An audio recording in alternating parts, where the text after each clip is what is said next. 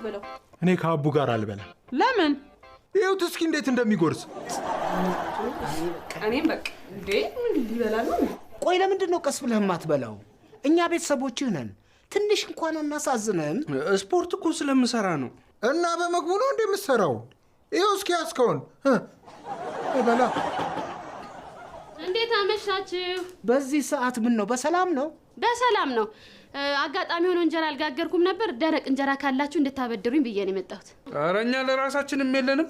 እመልሳለሁ እኮ ተጠቅመሽ ስጋግር ነው እንጂ። እሺ ስንት እንጀራ ላድርግልሽ? አንድ እንጀራ ይበቃኛል። ካላስቸገርኩሽ ደግሞ እንድወጥህ ነገርም አድርጊበት። የምን ወጥ? ስጋ ቢሆን ይመረጣል። ወጥም አልሰራሽ? ነይ በቃ ድንች አለ እሱን ላድርግልሽ። እንዴ እና ስጋ ከሌለንስ? ኧረ እኔ በራሴ ነው ያለቀስኩት። ምን ነው አሰለፍ? የተፈጠረ ነገር አለ እንዴ? እንግዲህ ከሁላችሁም ጋር ረጅም ጊዜ አብረን ኖረናል። እኔን የምታውቁኝ በደግነቴ፣ በየዋህነቴ፣ በቁንጅናዬ ነው። አሁን ግን ራሴን ላጠፋ ስለሆነ ገመድ ካላችሁ እንድትሰጡኝ ብዬ ነው የመጣሁት። የስ እንጀራችን ተረፋ። ታዲያ ገመዱን የፈለጉት ለመጨረሻ ጊዜ ለመዝለል ነው? ተናገሪ እንጂ ምን ተፈጥሮ ነው? እኔ ቸግሮኛል። እስከ ዛሬ ድረስ ክብሬን ብዬ እየተራብኩ እየተጠማኩ ነው የኖርኩት። አሁን ግን በቃ ይሄው ቤት ውስጥ ምንም የሚላስ የሚቀመስ ነገር የለም። እና አይስክሪም አንቺ ወሮ እንደው ምን አለበት ባለቤቴ በህይወት ኑሮ ቢሆን አልራብም ነበር። ምን ተበዩ ነበር? እና ራስ ማጥፋቱን ምን አመጣው? ደግሞስ እኛ እያለን ለምን ትራቢያለሽ?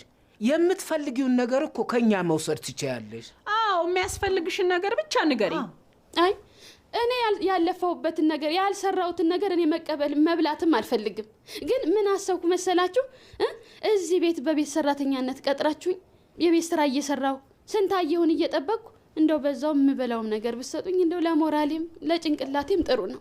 ረሃብና ሞራል ግን አንድ ላይ ይሄዳል? አይጋጭም? እንግዲህ አንቺን የሚያስደስትሽ ከሆነ እኛ ችግር የለብንም። እሰይ